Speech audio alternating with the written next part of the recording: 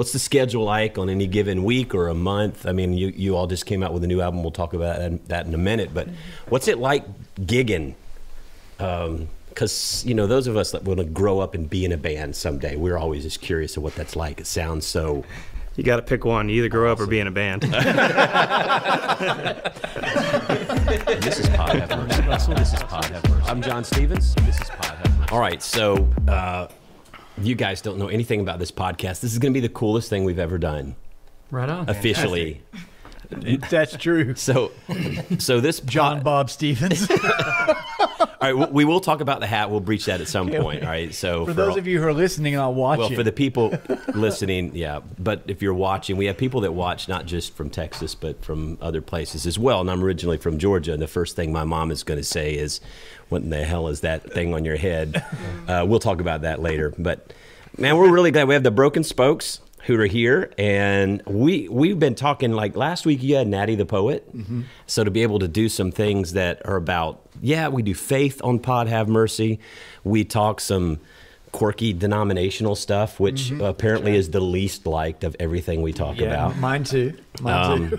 We talk about faith. We talk about spirituality. We just talk about kind of how God's working in the world, maybe in non-traditional ways, just out there that we don't see. And so the Broken Spokes are a band here in Houston.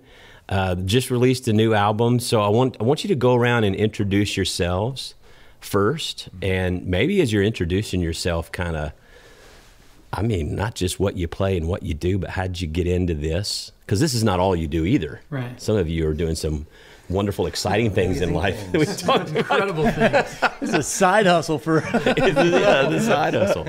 Ellen, let's start with you. All right. I'm Ellen Story, originally from West Tennessee. I grew up playing bluegrass and kind of all different kinds of music with my family. I'm primarily a fiddle player, but I do other things. I sing and do quite a few other instruments. Let's see. I do music full time. That's my lifeblood and my passion. So I came to Houston around 2016 after studying at Berklee College of Music in Boston. And this is my home. I love playing country music with the Spokes and doing all sorts of fun stuff. And Ellen also is a part of the Chapelwood family and our contemporary set group at 8:30 and 9:45 at Chapelwood. So she is family to us. So don't hurt her. Well, we try not to. It's funny, when she very first joined the band, my wife gave me a very stern sit down talking to no, Ellen is a woman, is a female, and you cannot do certain things, and you need to be cognizant of where she and all this stuff. And I was like, look, I think she's going to be fine. And then I actually thought about it for a few hours, and I was like, yeah, that's probably a good point. We probably should be cognizant of that. And I think for the most part, Y'all are way better than most of the other stuff I've experienced. Right. I feel like for the most part we're chivalrous and respectful. Y'all are great. Yeah. Well, good. Love y'all. Well, tell us about you. My name's Brent. I sing and I strum guitar. I've been doing music most of my life. I've been into just about every kind of music there is, I think, at any given time. Grew up with Josh over here. We had a punk rock band when we were in high school. We just wanted to be loud and contrarian. And what was the name of your punk rock band? It was called Shove It. So we were skateboarders, right? And we had mastered what's called the pop shove it. We were attempting to master the pop shove it skateboarding move, or whatever you want to call it at the time. And we were like, this we relate to this, and it makes a political statement, so to speak, I guess. Sure. As much as you can at 16. Yeah. That's like the famous Mercy Street Stewardship Campaign. Yeah. Up yours, I've up mine. Yeah. Right. Up your pledge. Up yours. I've up my pledge. Up yours. Somehow that didn't fly. That's right. Chapelwood. That's right. But no, this band's been a lot of fun.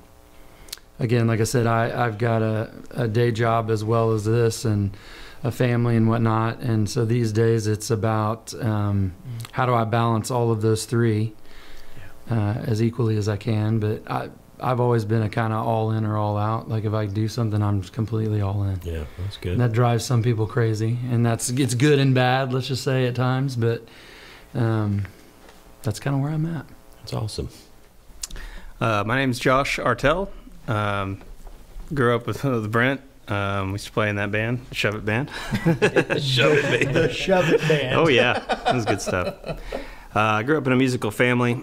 Started playing piano first, then moved to guitar as a teenager. Liked to write songs. And during the day, I'm a piano technician, so I tune and repair pianos.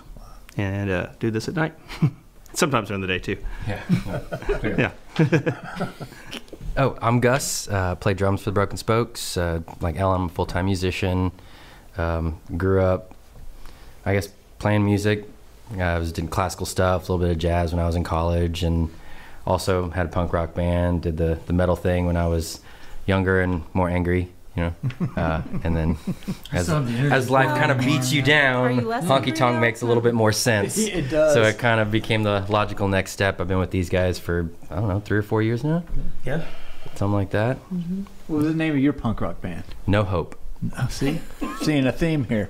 Josh and I's punk rock bands, he had another band called the Guillotines. That's right. Oh, there you go. And we actually, so much. unbeknownst then, we did shows together in Houston that we're coming to figure out. That we crossed paths when we were younger. Yeah. That's awesome. Yeah, because I remember his band. Oh, man, they're a little bit older.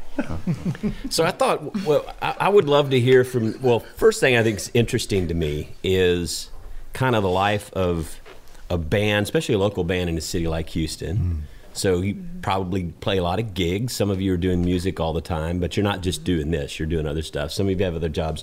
What's it like? What's the schedule like on any given week or a month? I mean, you all just came out with a new album. We'll talk about that in a minute, but what's it like gigging? Because, you know, those of us that want to grow up and be in a band someday, we're always just curious of what that's like. It sounds so... You got to pick one. You either grow up or be in a band.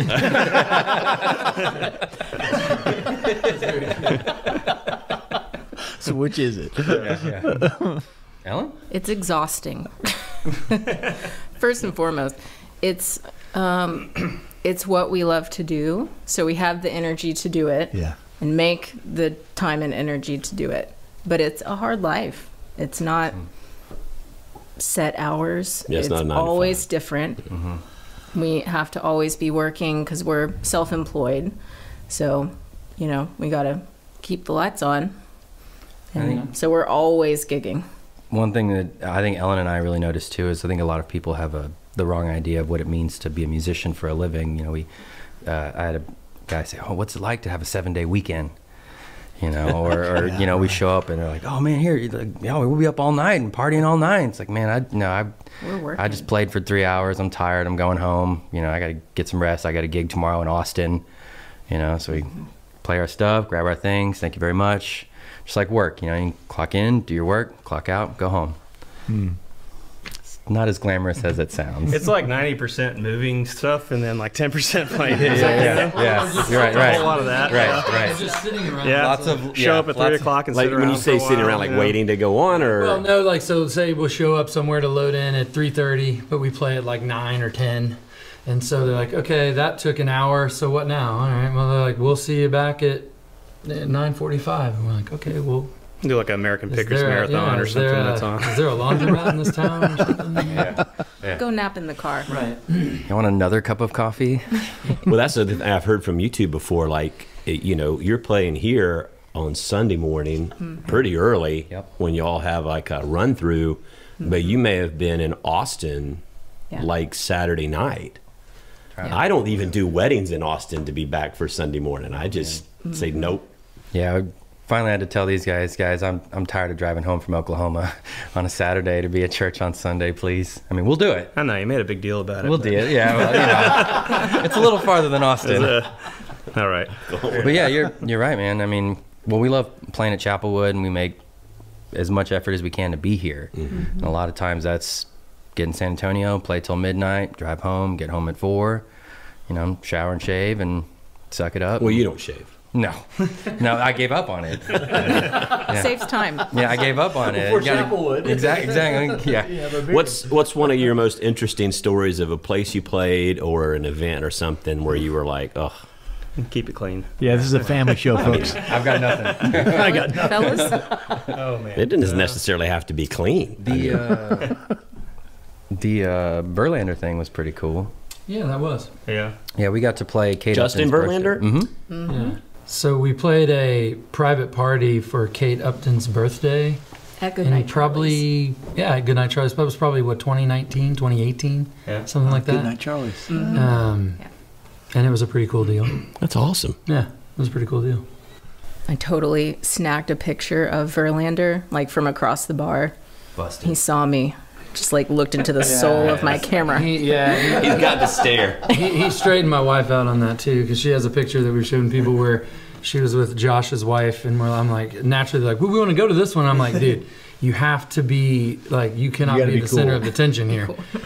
And there's And a they picture were of them the center taking a selfie, but they're really just trying to catch Yeah, Justin, right. because like after we were finished, we're kind of standing at the bar, Like he talking to them. photobombed y'all. And he's looking across the room, right in the camera, like I know I'm what on you're to you, doing. I'm hip to you, ladies. Yeah, but that was a very interesting gig, a lot of fun.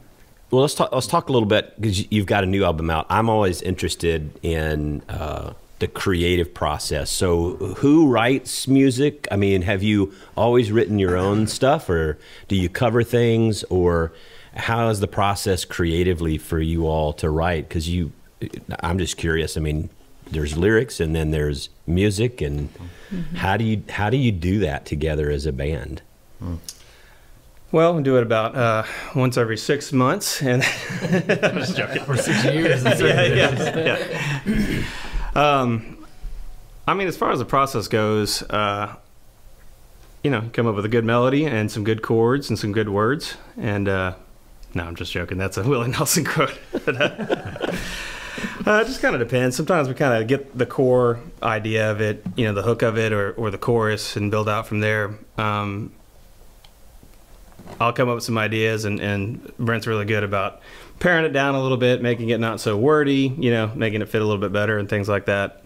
We'll both kind of bring things to the table. We'll go out to our steel player Kevin's studio sometimes, run through some things out there, and yeah, just kind of build it So from you there. start and with rehearse. music, or you start with words? I usually lyrics. start with music. Start with music. Yeah, it's kind Everyone of a is personal different, though. preference deal. Yeah. Or sometimes, yeah, I don't know. Sometimes lyrics too. Depends if it's a hook thing. But I'll kind of have like a melody in mind with the lyrics. It's like walk me through, like, what's the one that comes to mind right off the top of your head? Like, play us through. You start with what chords, and then what comes after that? Like one of the songs maybe that you'll have on your album. Sorry, I A don't little bit more. Put him on the spot. Yeah, I'm like trying to understand. No, what I'm asking, I guess, is like, did you come up with like what comes out of the guitar first for you? I mean, I wouldn't think it'd be the whole song, but maybe it's from start to finish, or is it like, oh, the chorus or the hook, or what kind of grabs you with the music first? It just depends. You know, it depends on what kind of how I'm feeling that day. You know, sometimes you will start something that you want to have like an upbeat, you know, or be influenced by a song. You hear a song, you're like, man, I kind of want, you know, something a little rocking like that, or I like this, or I've been listening to a lot of some artist or something like that. It kind of gets you in a mindset of a style, I guess you could say. And then building it on from there, that helps the word, you know, the lyric flow, knowing, for me at least, like what kind of, you know, what tempo or what the feel of the song is going to be to make it fit into that. So I know it's kind of a vague question, but like it's kind of it's the different. creative process. Yeah, Explain to me how you are creative. Well, like Yeah. for an What's example, the formula that we create? I need the mathematical calculation. when we did the song, all I hear you say, like Josh had texted me, you know, a little recording of him playing part of the first verse, and then a good kind of the start of the chorus. And he's like, look, I've kind of got this idea. You know, it was really rough at that point, but he was like, I really liked the melody of it, and I liked kind of the thought of it. But he was like, look, I don't really have that many lyrics for it. I need to rough it out, and I really like it. So, you know, I listened to it and played around with it. And so then I went back and said, hey, you know, I kind of hear this from a little bit different perspective, and check this out from a lyric perspective. And he was like, all right, that really works. And so I think he and I work very well together in that aspect. A lot of times where, you know, the things that maybe I don't do as well, he does his more naturally, you know, comes to him. And then maybe, and vice versa at times, right? And so a lot of times we're kind of going back and forth on certain things where, you know, I may have a good set of lyrics and this and that, and he'd be like, man, well, I hear this other cool part if we did this or we went there, and we're like, oh man, that's cool. And vice versa, you know, he'll have a really cool chord progression put together and be like, I'm trying to figure out lyrics, or I'm trying to think through things. And it's sometimes easier for me, especially if we've got like a thought started, right, or an idea, for me to kind of flesh things out, especially from a lyric perspective. So you're like Lennon McCartney. Yeah. Broken Spokes version of I think we get along better for the most part, but yeah. So the song you just referenced is, what was it one? It's called All I Hear You Say. All I Hear You Say. It was on the new album, yeah. I have it up. Yeah. Can you play it? Can you play a little bit of it? Or do you want me to play it on my Spotify? Well, they're here. Let's listen. I know, that's... So yeah, like for this song, I had the chorus part. All I hear you say is I love you. I had that down, but I didn't have a whole lot else. Right. I had a good chunk of that, you know, but that's like the kernel of the idea, and build on from there. Then we come up, you know, after we kind of hash out the verse and the chorus. We'll come up with an intro, come up, you know, solo, all the little other bells and whistles to go on top of it. And I think typically we try to have like a song, you know, like melody, chord, background, and lyrics hashed out before we sit down with the band. And then usually we'll have, you know, whoever did the majority of the lifting on the writing or whatever, we'll have ideas. And usually we'll have sent a recording of that to everybody and be like, you think about it too, right? What are you hearing? What are you thinking? And then usually we put everybody together, and that's where like the song kind of comes together. It's very collaborative, it sounds like. Yes. We try to That's be. one of the things. You surround yourself with great players. A lot of it is just let your big dogs run. We don't tell her how to play fiddle. We don't tell our bass player how to play. You just kind of give them a recording. This is kind of what we're doing. Look it over. We'll get together next week. We all just kind of throw our stuff on there, and then we chat about it. I really like that. Fine-tune. Maybe if we tried this a little different, that's Right. kind of cool. And just we try and shelve our egos. Well, I think we do better than. I mean, to me, it's a rep sport, right? Right. Yeah, And I think the more we've done it, the better we've gotten about sharing ideas and people not taking, you know, things personally and whatnot, and trying to just say, all right, hey, let's just get the best we can get. And if it's not necessarily what I thought here or there, I think everybody trusts the group, right, and trust the process. That if we reach consensus for the most part. You're good with it. Like, okay, if everybody believes that, then I'm good with going along with it. You know. Well, It helps let's that we- hear the collaboration. Oh.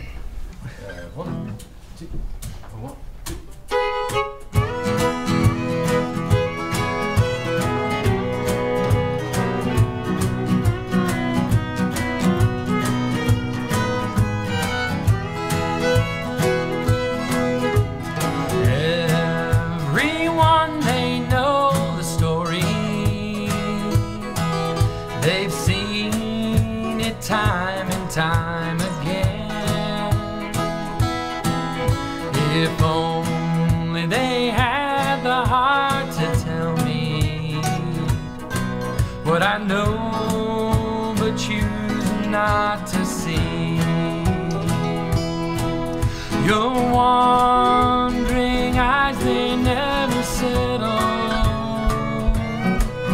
Your arms reach for a different man each night. I wish I had the strength to listen, but your lips, they tell the sweetest lie. All I hear you say is I love you. It's music to my ears every time. All I hear you say is I love you. I believe it with my heart, but not my mind.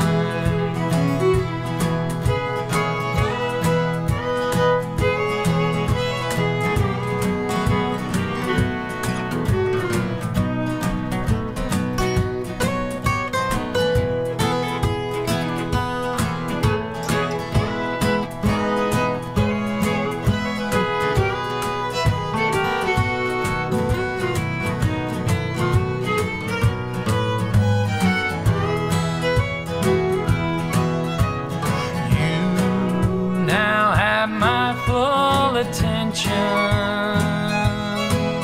I hang on every word you say, leaning close so I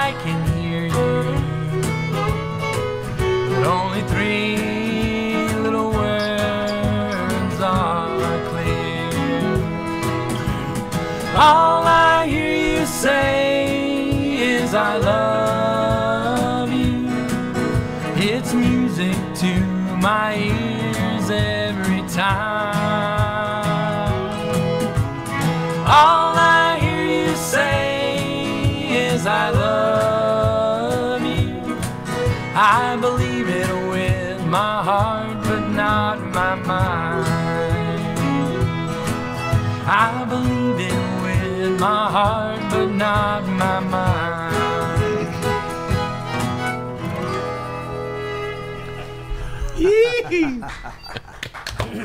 Love it. That's so good. So the hat, when I came in, Gus, you were not going to wear your hat because you were feeling the little, I don't know, were you We're feeling indoors, man. Well, we're indoors, I know, but you can wear it indoors. So, but I rules here, Smokey. Okay, this isn't the rules. It's I always heard if you're in a building where you sleep, that you take it off, or church. All right, so but here's the deal: I don't know. Or a restaurant. Or a restaurant, or when you meet a lady, just take it or off, whatever. right, yeah. Right, so, but here's the deal. So I wore it today, and I know everyone's gonna make fun of me because from Georgia, they're like, you pretend cowboy trader or whatever. And so I'm gonna explain at least, a little less than 10 years in Houston. This is and now I want you all to educate me. This is what I've learned about cowboy hats from Texas. First off, you got to be about 30 minutes outside of one of these major cities, and you can wear it all the time. Sure. Like that's allowable. If you're from Dallas or Fort Worth, you can wear it whenever you want, even though you're not really a cowboy. Well, this is Houston. We don't really talk about Dallas. We don't. But No, that's exactly. But that's what I'm saying. They're pretend cowboys. Houston, no one that I really know on a regular basis ever wears a cowboy hat in Houston. Except for a livestock show and rodeo. All right, so yeah, but here's what I'm saying. And Yes, Gus does. Gus will wear it. But so this cowboy hat is specifically for the Lone Star Ball, the Houston Livestock Rodeo, and if I get invited to go somewhere that's like a Western costume party. So I wore it today. So you wore it today? I love it. So yeah. So look, See, now you're telling your wife, well, she's like, you don't need a cowboy hat. And you're like, see, I did. I wore it to the podcast today. that's right. That's exactly why. I and did it's it. actually really hot too. So it's still a little. And that's probably more of a big thing here. I think with Houston, it's so hot down here. I know. And Gotta get you a straw. I have a straw hat, but I just thought it was a little cooler today's. Yeah, who knows? First day of anyway, fall. so Yeah, it so gets forgive into the me. 80s and the coats I just come thought out. I would wear it in honor of you guys. And, No, I'm glad that you did. Yeah. You should wear it more often. I'm glad it's off now. But Start the trend. I know you should. And be like, everybody soon will be doing it. And they'll be like, why? The pastor think does they're it. It'll I be can do cowboy it. church before you know it. That's right. Cowboy church. That's awesome. Were you going to ask something? Yeah. So two questions. One, where did the name come from? And then how did this band get formed? So the name, it's funny. Like naming a band is so much harder than it seems. It sounds like it's Just because you have, I don't know if you've been around a lot of musicians, Yeah, but shove they're it, the very, guillotine. they're very sensitive. They're artists, right? We're artists, so we're all very sensitive to. I've been a pastor in a our church art, for right? like 30 years. I've been around musicians. So it's really easy to I know how hurt they work. musicians' feelings on just about anything. No, right? So getting everyone to agree, and then B, just finding something that hasn't been necessarily used, 1,000 million times and fits what you do is more difficult. And I think, when we thought about what the Broken Spoke, it's a bar in Austin, a dance hall, and it's been there, I don't want to be misquoted, a really long time. But I think the coolest thing about it is in the spot down in South Austin where it is, everything around it has been sold. And it's literally condo buildings now, multiple story condo buildings. I mean, right up to it. It is like the last bastion of old. And they're just like, we're not selling. I don't care how much the land is worth or whatever. We do this, and we're not moving it. We're doing it here. This is it. It's still awesome. We'll live here and we'll die here, right? And so it was just in an ever-growing sea of change and the future, so to speak, right? They are steadfast in saying we are who we are, and we're going to stay that way. And we think it's important that we do. And so when we looked at this band and as it started, right, it that kind of encapsulated what we were trying to, I guess, accomplish with our music. Because when this band first started, you know, I had been out working on the road right after college with some of these like Texas country guys, just kind of crewing and doing various things. And I remember one night I was actually working with an artist named Roger Krager, and we had played a show in Austin, and it was a little acoustic show that he used to do around Christmas time, and it was at La Zona Rosa, and we finished at like 8:30, 9 o'clock. And so we're like, okay, well, what kind of trouble can we get into? So they're like, hey, it's Sunday, let's go to the Continental Club right over on South Congress. And I've been in there before. I guess I'd never been in there on Sunday, but they had a band called Hay Bale that would play in there on Sunday nights. And it was kind of like a local all-star band of all these pickers that a lot of them had been playing with, I mean, Johnny Cash and Buck Owens and Merle Haggard and all these various cats from Austin, right? And they just kind of hung out and played old school country music. And I know me personally going in there, when we went in there, it was packed. And there was pretty much one of every person on planet Earth in this bar, just like all having a good time. And I'm like, man, that is cool. That I can get into, right? And I know when Josh and I had reconnected, you know, he's like, look, man, I'm getting into all this old school country music and stuff. And I'm like, wow, that's interesting that you say that. I mean, I like it too. But I was like, hey, man, check this out as an idea. I mean, all these guys did, for the most part, right, is this older school country. And it's a kind of a very niche thing. But I was like, why don't we do something like that, right? There's no one that does that. And let's just see, everybody talks like they want to hear the good stuff, right? That's all you hear. I'm like, well, we're going to find out if you really want to hear it or not, or how much you will pay to hear, or how much you will go out of your way to come hear the good stuff, right? And so that's kind of where it's almost as if you would have taken one of those like Time Life, golden era country, you know, taking one of those, you know, record packages and then where they scroll across the screen, and then the one's highlighted and they start playing it. Right, and if you took one of those and you put it on a set list, that's kind of where we started, and awesome. And really that's kind of how we started, is more of just kind of a cover band, learning and perfecting, because again, I think we wanted to do this the way they did it. We didn't want to do like our version of it, because that's the other thing is you run across bands, and no disrespect or no, it's fine, but you know, you get their version of whatever song, right? And so we wanted to say, hey, you know, not coming from a background in this music, let's like really learn and understand like the recipe, right? How did they make this? What instrumentation? How they set up the songs, right? What the keys they use. I mean, all the little things about how they constructed the songs, and be like, let's learn to play it just exactly the way they did. And then once we do that, we'll start figuring out from there what our version of that is. But we didn't want to kind of start with our version of that, if that makes sense. What's interesting, like when you start a band and you start writing your own music and you have your own sound, the thought process for me is, okay, it's going to take you longer to maybe catch on, because like if you do top 40, right, all right, you're going to get booked for weddings, right? Or if you do, you know, classic country or whatever, if you do something everyone knows. But it seems like it might take you longer, but once it catches on, that you would get, my assumption is you would get like this cultic loyal following of people that like look for you. Yeah, I mean, it's only taken us. I hear that about you all in Houston. It's kind of like they if you're playing somewhere, they want to go. Yeah, I mean, and that's kind of what we had hoped for. Is like I said, there's a core group of people that want to hear this way, right? And if we can just get to them, we'll develop a good fan base. And again, the way we do things and the way this was, I mean, it's extremely dance friendly, right? And this day and age, everybody that likes to dance, it can be difficult, right, given just the styles of music that are popular, the styles of music that everybody are playing. So we knew early on if we could find the dance crowd, that would build our base, and it kind of has. And we've kind of just gone from there. But we've been, I mean, I guess because we're always been busy and we've been going different directions and had other jobs and things, you know, we've maybe built this slower from a marketing perspective than you most would, but that's one of the things, you know, I guess I'm just so fed up with like music in general, is because I'm over the whole, what does your Instagram have on it, and more like, I could care less if you even have one. I'm going to actually just listen to your songs and go, wow, I really like those songs. Yeah. I'm a fan. It's a necessary evil, but the business is moving in a, you know, I get it, right? It's business, evil. Right? But it's just got creating your brand. I mean, Jeff knows more about that stuff than I do, but I mean, there's like, you all are a brand Isn't that right, Jeff? Is that what it's called? I mean, it's branding. Yeah, it's important. Like, see, I talk about things I don't know. Jeff.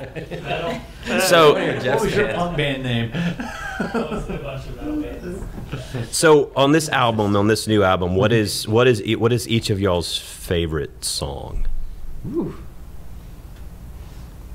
I like the title track, Where I Went Wrong. I think that's great. That one was, for me, the most fun. It's just, I think it sounds different than all the other songs. It kind of stands out. I was really happy when we decided to name the album after it. I really like playing that song a lot. Well, you want to play it? Yeah.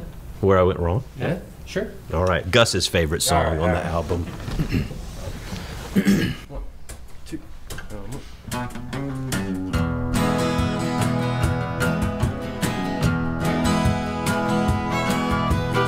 I can feel the weight of the hammer hanging just above my head as these clouds come rolling in. Yesterday's fumes heavy on my breath as I sang a lonely song.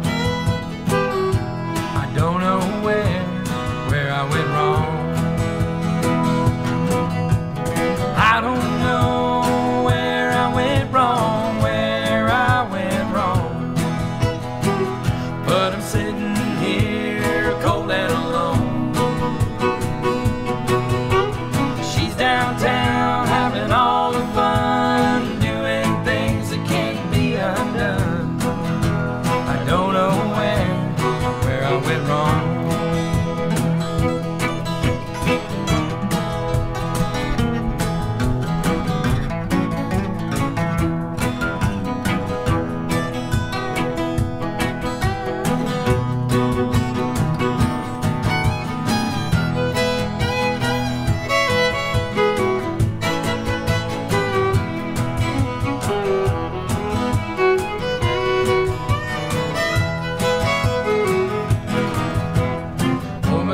Drink and I start to think, why do I always howl at the moon? Staying up late, getting no sleep as I dig my grave with a spoon. Don't think she's got a mind to head back home, and I can't say I blame her. She never did want to go it alone. I sit back down in this chair and I run my fingers through my hair. I don't know where I went wrong. I don't know where I went wrong, but I'm sitting here cold and alone. She's downtown having all the fun, doing things that can't be undone. I don't know where I went wrong. I don't know where I went wrong.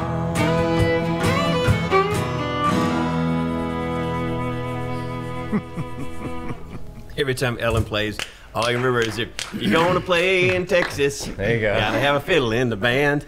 That's mandated, right? If You you're love going to be that, in it, right? She does. it's job security for. It's job security. Ellen's top 5 favorite songs. I don't know. Let's go. Del Went Down to Georgia. That song. Let's see. I don't know. I'll keep thinking. But The Chair. She played Since I'm From Georgia. She played it for me one time. that means she really likes He was in a you. bind. He's way behind. He's willing to make a deal. That means she really likes you. We were in Tennessee this past week visiting my sister and her husband, and one of her husband's best friends came to visit, and he was at the house a lot when we were there, and he was like, can you just play something for me? I was like, all right. So I started playing Devil Went Down to Georgia, and he fell out on the floor. Melted. So that's my go-to. Apparently the whole time we were going up there, he's, I gotta get her to play, and her her brother-in-law was, man, you gotta be cool about it, man. I mean, she's on vacation, you know. Don't just come out with it. Hey, you mind if I can I see your fiddle? Well, since you're holding it, you know, you want to do a little. What does it sound like? Yeah, right, exactly. Do you like put the thing on the strings? Well, why don't you just play a song for me? Just go all in. It's like an episode of Mr. Rogers. Hey, so that instrument you got there, it's interesting. Yeah. Oh, that's a Well, nice. what kind of sounds does it Well, I'll make? show you. Yeah. Oh, wow. Strings on it. That's special. Yeah, that's, It's, isn't that a really interesting sounding instrument? I wonder what Yeah. it sounds like. That's right. what are you thinking about when you play? Mostly by financial situation. Who else? What's your favorite song? Brent, what's your favorite song, man? I'm curious I don't about know. this one. I think maybe one of my favorite songs is Driving Nails in My Coffin, purely because I think what we tried to do with this record is get a very accurate representation of us playing live, right? Mm-hmm. Because I think in today's day and age, a lot of what you hear recorded does not translate to a live show, right? Because people are kind of going backwards, where they're like, look, I'll hire all these people, right? We'll spend all this money, we'll take all this time, and we'll make this record. And with the technology, you know, pretty much anyone can make a record, and we can get it to sound halfway decent. You know, We it can just is what it auto-tune is. your Right. voice. Studio. It just can, right? Yeah, you know, it is. but and then you go see that band live, or they try to play live, and you're like, wow, this is not at all what we saw or I was expecting. Well, that's why from they the stand record. up there with a microphone and they sing like Right. the first two, like, you know. And they'll hold the mic. They hold the mic out. It's like, Yeah, maybe I don't never want to even thought hear about them that. sing. Right. I would like to hear you Right. sing it. Right. And so we wanted to, you know, this band has always been a live band at its core, and that's what we've always wanted it to be. And so I think that's one of those things where it's like, you know, that's all us, right? And that's normally exactly what you would get if we played live. And that's where I would feel proud about the record and what we do, to go, yeah, you bring your touring band in one shot and do that, and I bet it don't sound that good. All right, so let's hear that one, that Driving Nails in My Coffin. Yeah.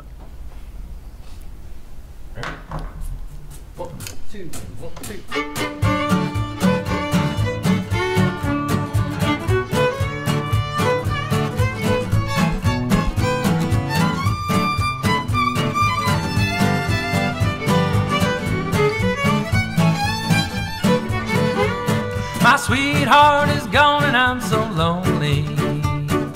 She said that she and I were through, so I started out drinking for pastime, driving nails in my coffin over you. I'm just driving nails in my coffin every time I drink a bottle of booze. I'm just driving nails in my coffin, driving those nails over you.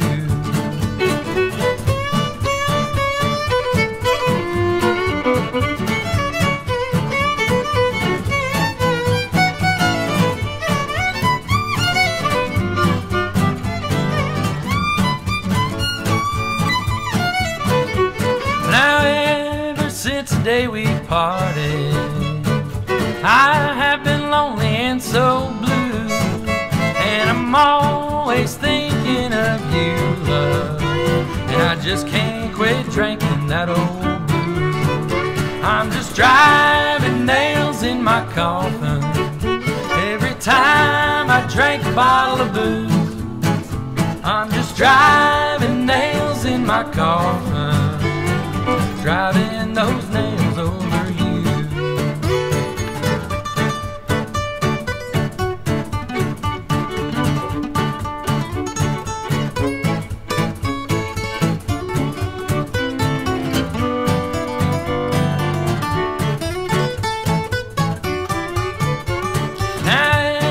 Since the day we parted, I have been lonely and so blue, and I'm always thinking of you, love, and I just can't quit drinking that old booze.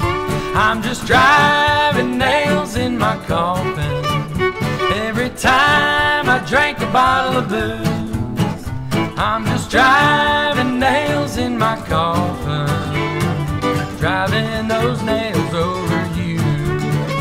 I'm just driving those nails over you. is so good. So does every what was it the not Robert O'Keefe, who was it, David Allan Coe, what was the perfect country song? Has to have like a train and a truck and a dog and prison and mama, and it's got to be some booze in there somewhere, beers. So it's like kind of the standard formula. Just working man's music. Driving nails in my coffin. 3 chords and the truth. Can relate to that. So best gig, worst gig. Let's start worst gig, best gig. Ooh, well, you talked about some interesting stuff before the JV. What's the worst thing you've ever? Can you talk about, was it Marshall's Tavern? Yeah. In Conroe. That one was. Oh, that was the we don't like you, you don't like us gig? Yeah. We can laugh about it now.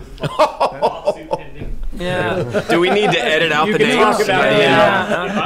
We can edit out the names if we need to. I don't know how many church members you have that travel from Conroe. I imagine probably not too many. No. They'll go up and listen to music in Conroe, but probably Right. not drive down. So we played at a place that I'm guessing it used to be. It was in a very old strip center, you know, like strip mall in Conroe, and I'm guessing it used to just kind of be a pool hall kind of a thing, and they just bought out some extra space. But it was extremely. It's not really the nicest place to start out with that we'd ever played. And then it was one of the places they would allow you to smoke in there. And this was, I don't know, maybe 3 years ago. Oh, wow. Yeah. So it was new, so we didn't really like that. VFW And or so they, we got in there, and we tried to get everything going and whatnot. And the people that ran the place were not super helpful or really that excited that we were there, which is fine. I mean, that it happens. But as we played, I think there was maybe 10, 12 people there, and let's just say they were not.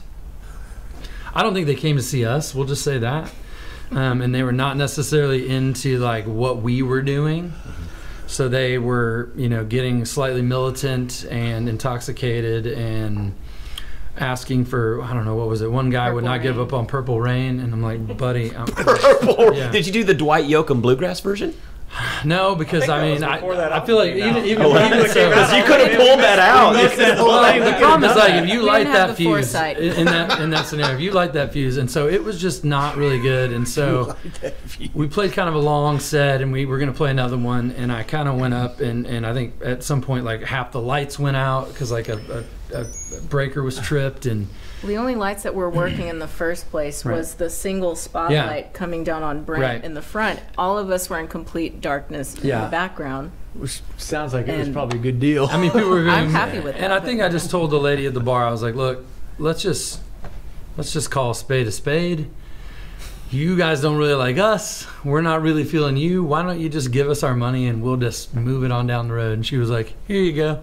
I was like, cool, thanks. Yeah. Meanwhile, See you later. Break, Purple Rain guy got up on stage. He did. He got on stage. Did he do that's right. Purple Rain? Always a great idea. Yeah. Word for word, saying Purple Rain. To his credit, he knew the song. He knew what he was going for. But I mean, it Did was. he dance with the broom for like an uncomfortably long time? And I mean, It was really weird. That's right. it was just a very interesting subsection of I never meant to society. cause you any sorrow. And it The was. whole thing. It was pretty impressive. That's amazing. It was not a good gig. One of the first times I ever thought, what did I just join? What band did I just what- join? And is this...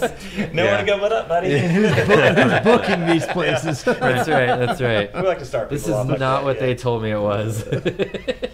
Well, we'll play anywhere once, just about, but sure.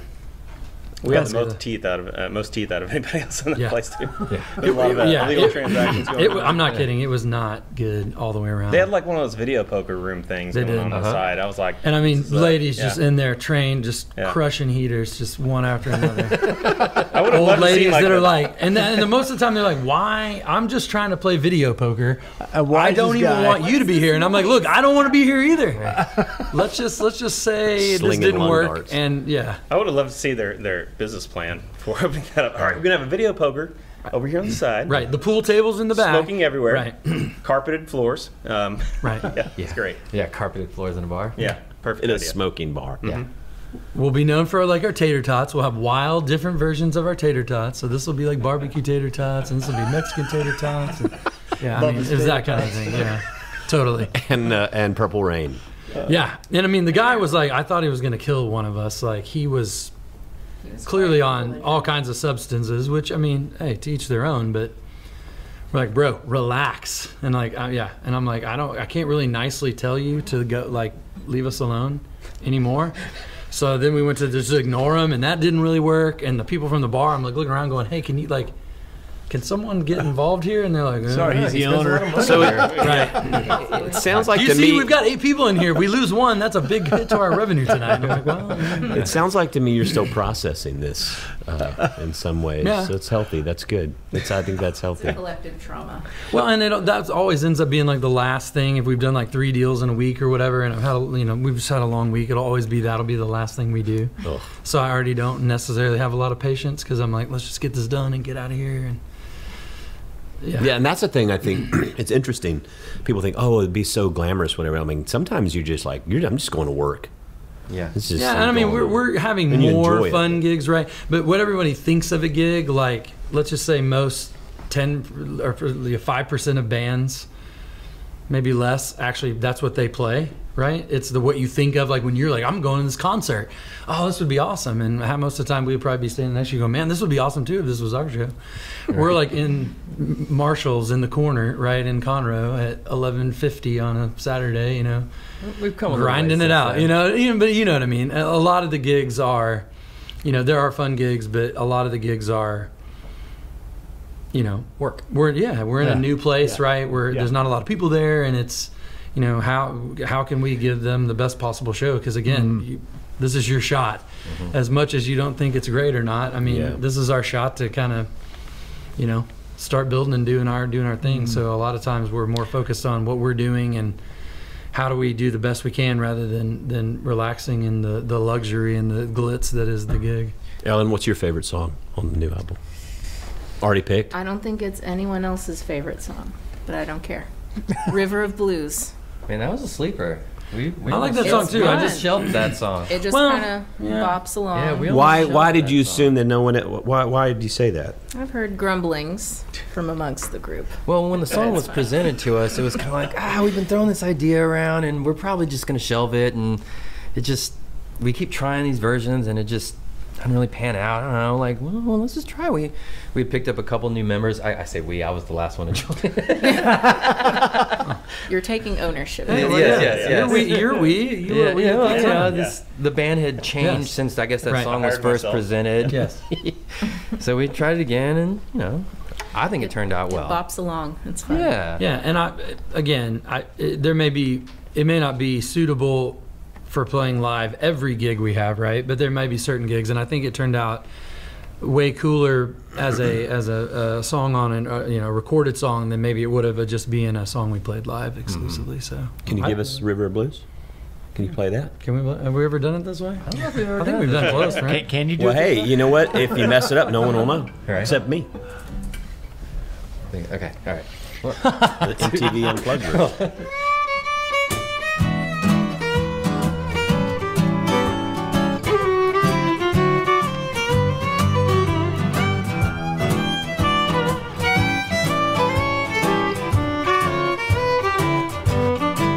I'm flowing down this river of blues, taking time just thinking of you, setting my ship out to sea, singing low this melody. I've been rambling, oh, it's all I've ever known. Been through every bar stool and every watering hole. Oh, but this life I lead is the only thing that sets me free. It's a blessing and a curse, but I guess that's what I deserve. I'm blowing down this river of blues, taking time just thinking of you, setting my ship out to sea, singing low this melody.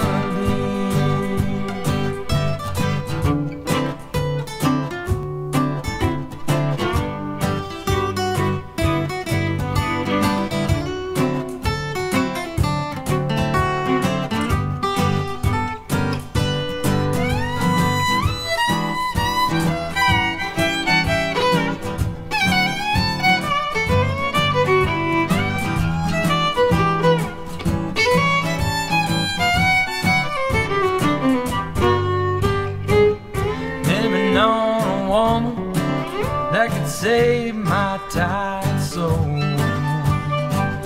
Searched every bar stool and the bottom of every watering hole.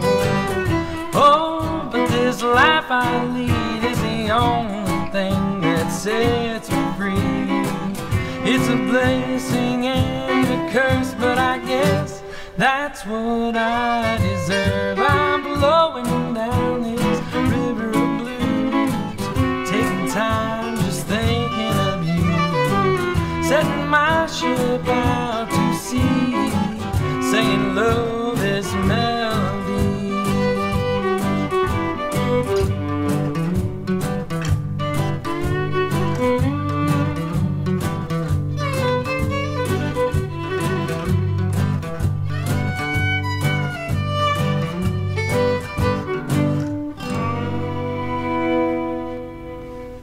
Oh, now see, you like it because you get to talk with the guitar. The fiddle and the guitar get to talk to each other. I like it. That's awesome. Yeah, I we love don't do that song. one very often. Why? It's a good song, though. Well, I mean, Yeah, I but feel like why? the crowd just tells us, right? We get into kind of the groove of what we're doing, and then we're like, oh, let's check this one out. And everybody's just kind of like, all right, I'm going to go get a drink. You do or- have to read the room. Yeah, go to the Yeah, bathroom, yeah. or they Working just, in they just crowd. It's don't. been on the list a lot, and like Brent turns around and says, Like, yeah, I get it. Everybody. So if sends you've them got a kind of big, like, if you've got a big dance hall and everybody's Right. two-stepping and they're kind of Right. going, as soon as you go to that, that's like when you were in high school and they played the slow song, right. and you're like, okay, I can't. Well, but for actually them, dance it's in with a girl. between, right? It's like they're Yeah. like if it's not a slow, like it's not a great dancing song. It's not a great danceable song. So they're kind of like, I don't know what to do with this, and they go sit down or start talking or whatever. go grab a pop. Yeah. Don't lose your mojo. How about you? What's your favorite song on the album? I don't really have a favorite child, but I would probably say Bigger Fool. Depends on the day. Yeah, Which one? Bigger Fool. Bigger Fool. a good Yeah. Bigger Fool. And what is it that you like about that one particularly? I like the lyrics on it. A friend of ours, Jason James, wrote that song. It's just I don't know, it's like a classic country heavy hitter type song. Yeah. I think just kind of represents what we do. That's awesome. Yeah. So we have time for one more. Yeah. A Bigger Fool, and then let's talk about where y'all are playing coming up soon and how people can connect with you and all that kind of good stuff. Yeah, you'll have to forgive me. My voice is struggling.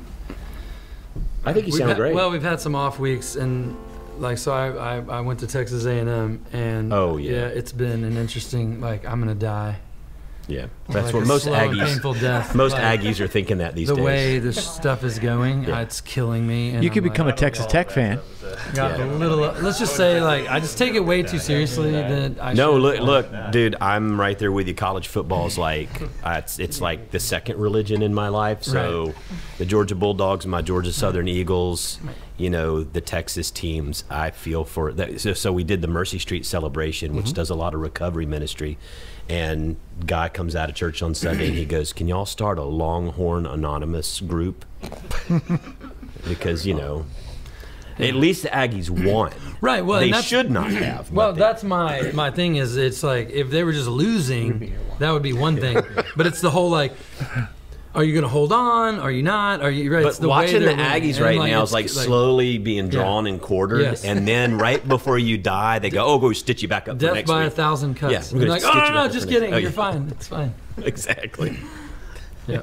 All right, Bigger Fool.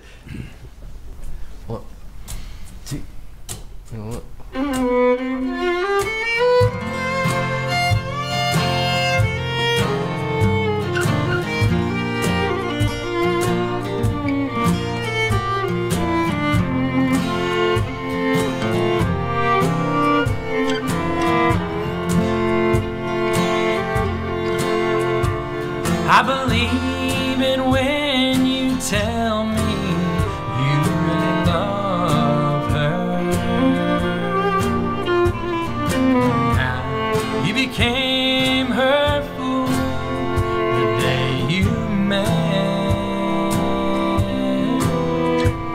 But tonight when you leave, oh, she'll stick around and make a bigger fool of you, yeah. You say that life with her has been all sunshine, and every moment with her, it feels so blessed. If you only knew the truth, it'd fill your heart with dread. Yeah, she's here to make a bigger fool of you.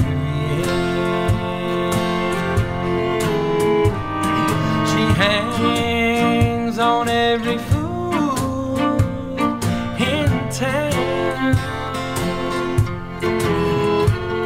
She's building you up to watch you drown.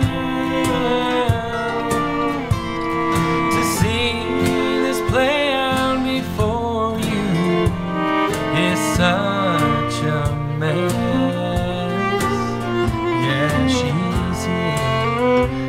Make a bigger fool of you.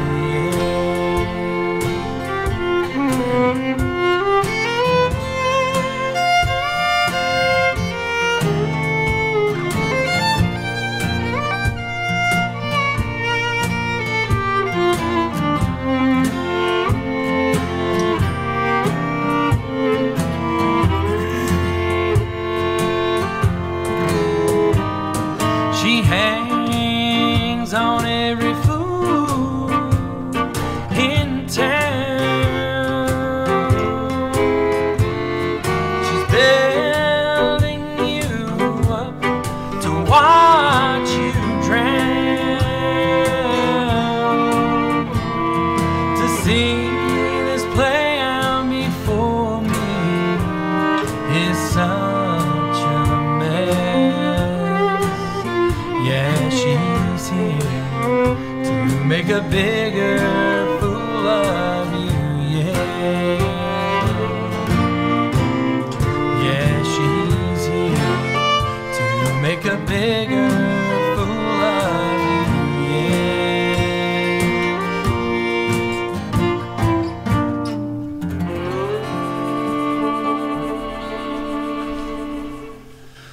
She made a fool of everybody, but she's gonna make a bigger fool out of you. That'll make your roof leak. That's right. You know, make the dogs run away. Like I said, I feel like every She'd make man a has truck had that break down. experience to some varying Right? degree at some point in their Wow. life. That casts a long shadow. Yeah, Yeah, thanks. So I know. That's right. You have to call my psychologist That's now. right. So I know Jeff's going to put in the. This has been great. You know, it's Really refreshing too because it's been interesting to hear like creative things. I think God works in creative spaces. You know, I mean, I think that's where creation comes from, and it's like we have the capacity. One thing that I love about in the book of Genesis is that God creates a creation that continues to create. Right. Trees that bear fruit, seeds that grow into plants. So God has this trust, like in the world and life, sets it in motion and says, okay, now you go create. So I always love to be around creative people like y'all. And like last week, Natty, the poet, and people who just talk about where it comes from. And what's interesting to me, like with you and with her, listening last week, Matt had the conversation, is that there is this mystery to this thing, creativity. Yeah. And it's like when you say, well, where does it come from? You know, spell it out. It's like, it's Right. not math. It's not science. There is a mystery or a mystical aspect to creativity that I think people resonate with because it connects at something at a transcendent kind of space and level in your life. Well, I think everybody experiences it their own right now. Not everyone think can manifest it maybe necessarily in the ways they want to, but I think it's like a universal language, like love or anything else, right? It is a universal language of the world. It's just a matter of finding the people that are most tuned in to harnessing and packaging it, so to speak. Well, I'm really grateful for y'all being here. Can I just say this? you guys are super legit for a number of reasons, but one is that Carlos Hernandez did the cover for the art for your album. I mean, come on. Yeah. I mean, that's crazy. Yeah. So how I'd like just to know a snippet of that. Like, how did he get interested? Like, this guy's a legend in Texas, grew up in West Texas, has done art for really all over the world, has a print shop here in the Heights that he's been running for years. I mean, he's got art in the Smithsonian. I mean, and there's a connection to Chapelwood, and that his family, a brother-in-law, sister-in-law, go to church here. So very cool. That's cool. So Carlos is a super good guy. I mean, he's a great dude. Lawrence Ceballos, our old bass player, he and Carlos were very tight and have been good friends for a really long time. Played music together over the years, and as we, again, much less we make an album. Now we have to, what's it going to be titled? What's the album art going to be, right? And we just had this idea because he'd helped us out before with some things on the merchandise side, and said, "Hey, man, how awesome would it be to we could get Carlos to do something for the cover?" And it would be, again, a one of a kind piece of art. You know what I mean? Literally a one of a kind thing. And we worked with him on it, and naturally we got started so late in the process. The way we're organized most days, we're going, hey, we'd like to have this in a week. Is that cool? No. But he was awesome with us, man, and he was like, no, I'll totally do it. I'm into it. What are you guys kind of into? And we were really, I didn't want to point him in too many directions. We kind of were just like, here's kind of what we're doing. You're Carlos freaking Hernandez. Well, it's a slippery slope when you go to an artist and go, let me tell you what your art should be. And they're like, I don't, this may not fit with me. No, but we were kind of like, we know. It's like the guy telling you to sing Purple Rain. Right. We love what you do, right? We kind of showed him, here's some things you've done in the past, right, that we liked to give you a direction, right? But I'm like, we like what you do, and let's go see what you do. And that's pretty much... I mean, we made maybe one or two little minor tweaks to it, but that was 97% of what he came back and was like, how about this? And we're all like, oh, man, it's awesome. I love that. Yeah. And so, we're blessed. Great. And again, we thought how cool, Houston institution in terms of like, let's do it all the way around. Yeah. Super. And the creativity and the unique, like I said, the original work that you all do and he does. It fits. It's really good. So now we're just going to have to basically be like, dude, this has caught on so much. Like every album we make, you got to do a new piece of artwork. Yeah, that's great. I'm announcing that officially. Now you have to the world. Come on, now we have to step up the once every 6 months the creative process. Brent, now we have to write another record. Carlos is going to be like, I'm going to go ahead and put do not answer or block on that text right there on that number. So tell us a little bit how people can find you. You're kind of following along on your website here. Tell people how they can find you or get plugged in. I would say the easiest way is just go to the website. It's brokenspokesmusic.com, www, and we've got links to all of our social media stuff there. We're on all that good stuff. We'd love you, and we really would love for you to follow us and engage with us on those platforms so that we can continue to have opportunities to play live. That'll be a whole nother podcast there. In that. But it has all of our dates, links to all of our stuff. You can learn a little bit about the band, keep up with what we're doing. There's a room there for you to go sign up for the mailing list. We try not to hit that, maybe about once a month, once every other month. You got some merchandise on here. We got our merchandise on there. You give you an update on what we have going on or what's new with us. Yeah, one of the things that it's Texas Country Music Awards in Fort Worth. We'll be up there in November. So we got nominated as a finalist for the traditional country western swing band of the year versus the Wow, good for y'all. That's amazing. And our steel player Kevin got nominated for steel player. Steel player of the year. He did. He truly is that phenomenal. He's very good. I'm proud of him. That's fantastic. And I would encourage you to go on whatever your streaming music platform is, whether it's Spotify or Apple Music or whatever it is that you use, and look for the Broken Spokes. Yeah, we've got links all through there. You should be able to hit that and link to everything we got. Yeah, if you see these beautiful mugs, you know you're in the right place. Yeah, we'll put the links on the show notes too, and then once this goes out, I mean, you all share it as much as you want, because really this is about you today. So it's been an honor to be able to spend time with you. Make sure you follow Pod Have Mercy as well, and subscribe, like, share, all the good stuff. Jeff likes you to do that because it's branding. For branding. Yeah, well, Jeff, here's the deal, bro. We probably should talk afterwards because I'd like to talk to you about an exciting opportunity. Understanding branding. I'd like to talk to you about an exciting opportunity. All right, what did you ask, Jeff? What's the next time you are playing live and people want to see you coming up? We're gonna be here in October. I know we've got a couple of private parties, but we're gonna be at a cool little bar in downtown Victoria. We're also going to be doing a candidate for coolest gig ever. We're going to be playing at the F1 race at the Circuit of the Americas here in October as well. In Austin. Yeah. So we got some fun things coming. Yeah, and those are all on the website, and you can actually click in here to notify you about them and how to find more details to go to these. Victoria's not that far. I need to get off my keister and book some more gigs or work on that, but I've been... We're a super fun show. Yeah. So come see us. Yeah. We're a live band. I mean, that's what we want to be. So I know. Well, that's great. Anything else, Jeff? That's great. You guys are wonderful. Thanks for coming. Thanks for having us, John. Really appreciate y'all. Yeah, all you do. Best of luck and best wishes going forward. The Broken Spokes. I'm John Stevens. I'm Matt Russell. Josh Artell. Gus Alvarado. Ellen Story. And Brent McLennan. And this is Pod Have Mercy.